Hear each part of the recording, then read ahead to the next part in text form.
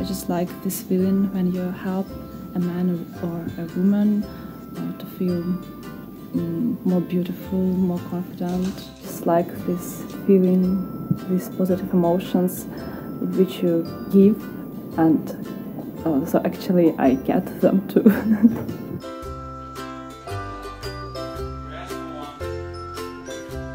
Se tunne, että kun asiakas tulee ja sanoo, että mä en ole 5 vuoteen löytänyt itselleni saappaita, koska mulla on niin vaikeat jalat.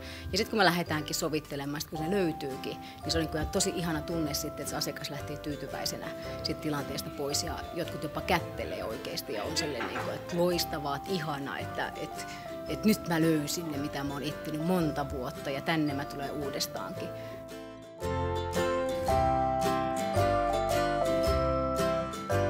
Mieleenpainuvin asiakaskokemus on varmaan sellainen, kun asiakas tulee takaisin ja etsii mut käsiinsä ja sanoo, että edellisellä kerralla mä olen löytänyt hänelle tosi hyvän kirjan ja nyt hän haluaa, että suosittelen jotain uutta taas.